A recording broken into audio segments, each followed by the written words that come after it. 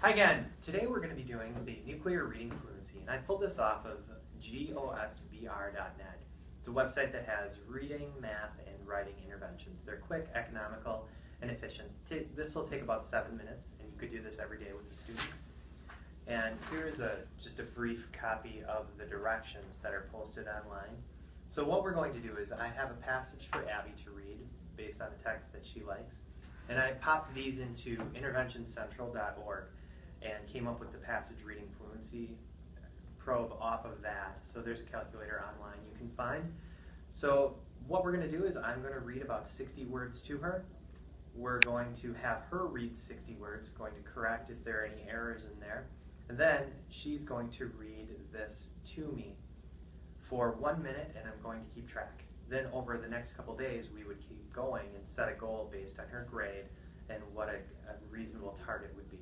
And after that, you could move on to the next passage. But this is all based on the kind of the practice or the theory of repeated reading as being a highly effective intervention for kids. So I'm going to get my timer set, even though I won't need that for a couple readings into this. I've got my copy, the examiner copy in front of me, and a copy. Are you almost done? Yeah. Okay.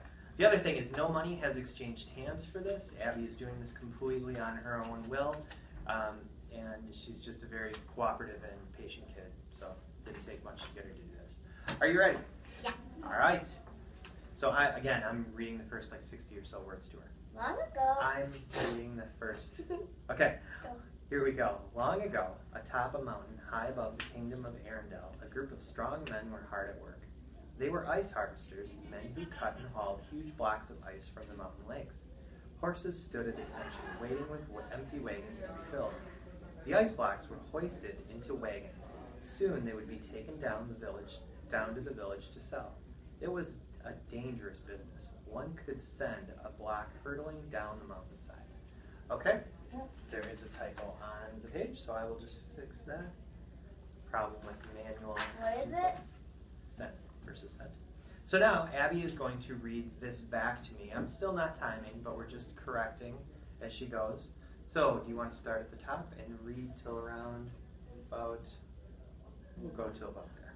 Okay, go ahead. Long ago, atop a mountain high above the kingdom of Arendelle, a group of strong men were hard at work. They were ice harvesters. Men who cut and hauled huge blocks of ice from the mountain lakes. Horses stood at attention, waiting with empty wagons to be filled. The ice blocks were hoisted into wagons. Soon they would be taken down to the village to sell. It was a dangerous business. One slip could you can send stop the there. block hurling down the So what I want you to do is mountainside. read this sentence. You stumbled a little bit and had a couple self-corrects, which is good that you corrected it, but I want you to read that sentence a couple times. They were ice harvesters, men who cut and hauled huge blocks of ice from mountain lakes. Harvesters, men who cut and... Okay, read that sentence one more time. They were ice harvesters, men who cut and hauled huge blocks of ice from the mountain lakes. Okay, now we're going to go ahead with the timing. Hopefully this doesn't cause her any undue stress timing, but we're just setting a goal based on, there's a recording sheet on the back of this paper. This is again through gosbr.net, and you want the student to record their best score, and then their score on the time test is, and then did they beat their score. So this would be important to do time over time repeatedly during the week. Are you ready? Yeah. All right. Whenever you're ready, go ahead. Long ago, atop a mountain high above the kingdom of Arendelle, a group of strong men were hard at work. They were ice harvesters, men who cut and hauled huge blocks of ice from the mountain lakes. Horses stood at attention, waiting with empty wagons to be filled. The ice blocks were hoisted into wagons. Soon they would be taken down to the village to sell. It was a dangerous business. One slip could send a block hurling down the mountainside, or even worse, falling on a man and crushing him.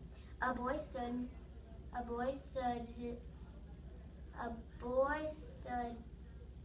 in the shadows, watching the workmen. He a small sled at his side.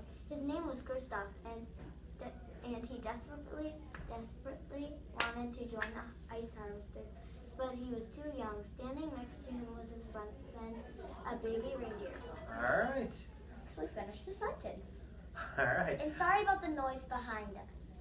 So anyhow, Abby read. What we would record then is her best score for the day would be 136, and there are a couple self-corrects, but there weren't any omissions or blatant errors that I could count that time.